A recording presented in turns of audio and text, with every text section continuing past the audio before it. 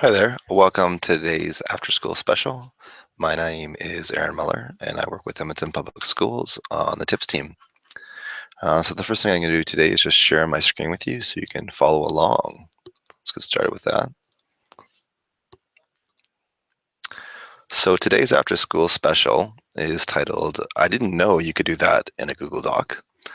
Maybe there should be a question mark there, maybe not. The goal of today's after school special is maybe show you some lesser known features within the Google Docs. And hopefully provide you with some new ideas about how to take advantage of these features. So what we're going to probably be taking a look at is how to maybe change some of your default fonts and page setups within your Google Doc. Being able to download the EPUBs. We're going to take a look at the new Explore feature that replaced the research button. Review some of the keyboard shortcuts, talk about graphs, translating, and some other tips and tricks within the Google Docs. Just a reminder too that today's after school special and all of our previous after school specials can be found on our TIPS site at tips.apsb.ca. All the after school specials are over here in the corner, and you can go to our YouTube channel up here to watch our previous ones. All the after school specials are about 5 to 10, maybe 15 minutes long. Anyways, so the first thing we're going to do is I've already pre-made a Google Doc for today, just titled November 8th, 2006. I've got a couple things already put in place. But the first thing I wanted to bring up to your attention is the ability that you don't have to be stuck with the set default font from Google. So for instance, every time I open up a new Google Doc in my docs, there's a set font and size that is shown. And so for me, it's 11 with this oxygen font. However, you can change that however you like. And so the easiest thing to do is, this is my new font, is type in some text and then highlight that text that you want to change and then change it to what you like. So just for the sake of clarity and visualness, we'll change it to 48, excuse me, and change it there. So this is my new font. So this is how you would now change it so that every future Google Doc that you opens with this exact font size. So what you're going to do is go into your format.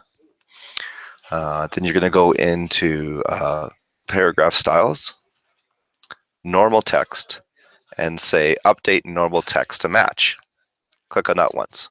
While this is still highlighted, go back up to format. Okay. Go to paragraph styles again. Go to options and say use my default styles, or in this case we're going to say save as my default styles. So now we're going to save that as our default style.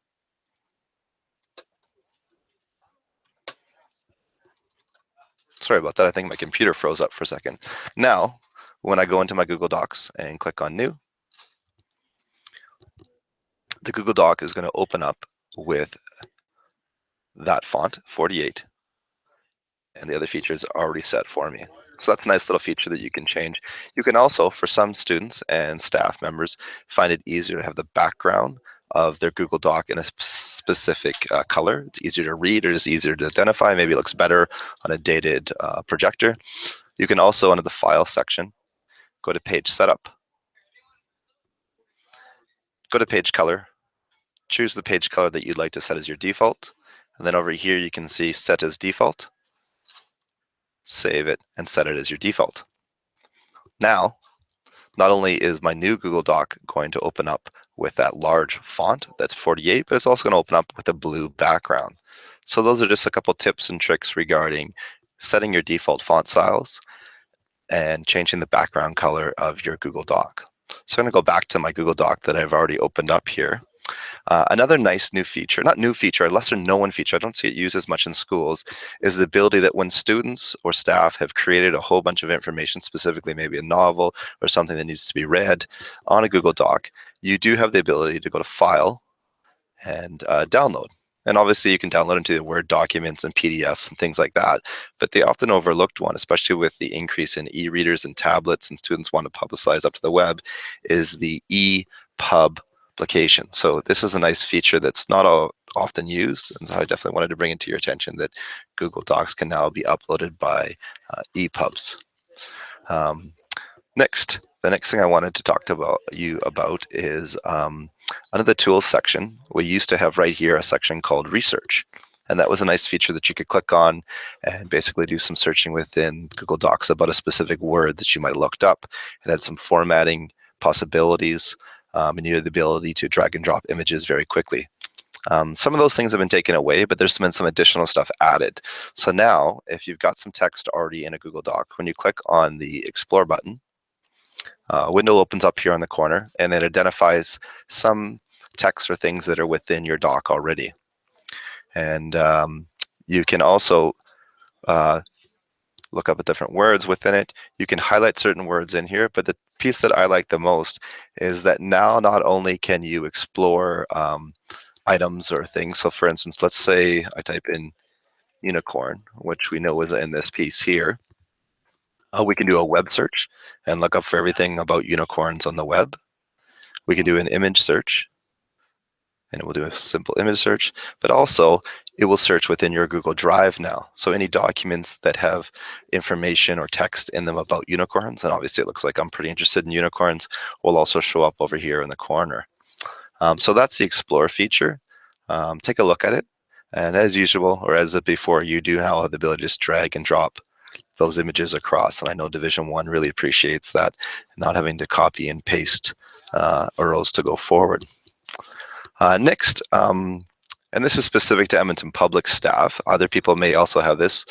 If you're struggling with any of the Google applications within Edmonton Public, don't forget that over here on the right-hand corner, we do have the Gsweet Training available to you. And basically, you just click on that question mark.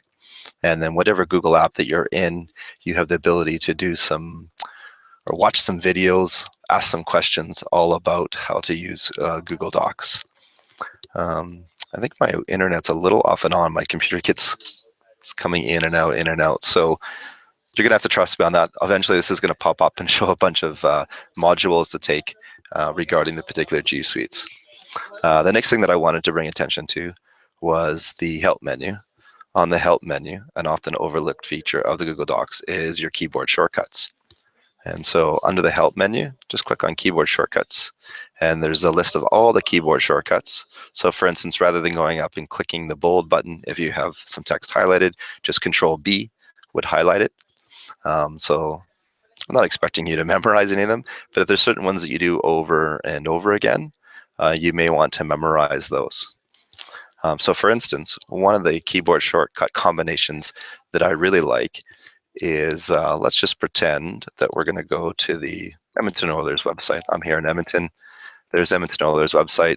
I'm going to copy this URL here. And if I come back to my document and I wanted to highlight or put in a hyperlink for something, typically I would highlight the text. I could right click and go with the suggested links or put in a link. What I prefer to do is do the keyboard combination of highlighting the text that I want to put in the link with, and then do Control on your keyboard simultaneously with the letter K. So Control K, which then opens up the automatic link paste, and then Control V. And what it's done now is it's copied the link that I've taken from the site over here and automatically pasted it in. So it's a really fast way to insert hyperlinks, just Control K and then Control V. Another feature that I wanted to bring up to your attention is the ability to quickly insert charts into your Google Docs. So for instance, if I just want to quickly throw in a bar graph, I click bar graph or bar chart, and it throws in a generic bar graph already for me. Just click on the graph that's there, and on the right-hand corner, you can open up the bar graph in Sheets, and then just generically change some of the presets or fiddle with the numbers to get a graph that's of your liking. So for instance, if I wanted to change this to 150, just go in and the graph changes dynamically. And so there it is there. And then I can click on update and it would update the chart. It also has the ability to link to existing sheets. So if you've already got some graphs on some information that you've been collecting, click on the, you can go back to, excuse me, you go back to Insert, Chart, and then From Sheets. Then what this will do is find all the spreadsheets that are all over. So I could click on one, and any of the sheets that are already on this, you have the ability to click on them and then import into this chart here. So again, that's just under Insert, Chart. Take one and then modify the numbers, or take one that you've already got. So this could be a great learning opportunity with students by just sort of starting to understand how the X and Y axes are affected when you import different numbers. One last feature that I wanted to bring to your attention today is the ability in your Google Drawings to not only insert the graphs, but also drawings. And so what this does is it basically opens up Google Drawing, which is a really overlooked tool, which you can put in text boxes, import images from Google Drive. So I could say, this is my switch location. And then as you can see, I can insert an image. I can go by upload, snapshot, URLs, my albums, even recently in Google Drive. Let's see some recent ones. So here's one of our newer school switch locations. I could put that in, crop it. I can even put in some arrows. So for instance, maybe we're talking about something and I'm wanting to identify it. I could bring your attention to this specific area of a switch. Save and close it. And basically what it does is it throws it right on to the Google Drawing. What I like about this as well is that if this needs to be edited or feedback needs to be provided to someone about something, you can double click on it, simply open up the editing feature of the Google Doc and go, no, add that. I could write something else and go,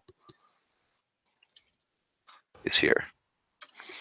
Obviously, it wouldn't be this simple for something as complex as a switch, but I think you get the ideas. So then there we go. And now within my Google Doc, they've got that.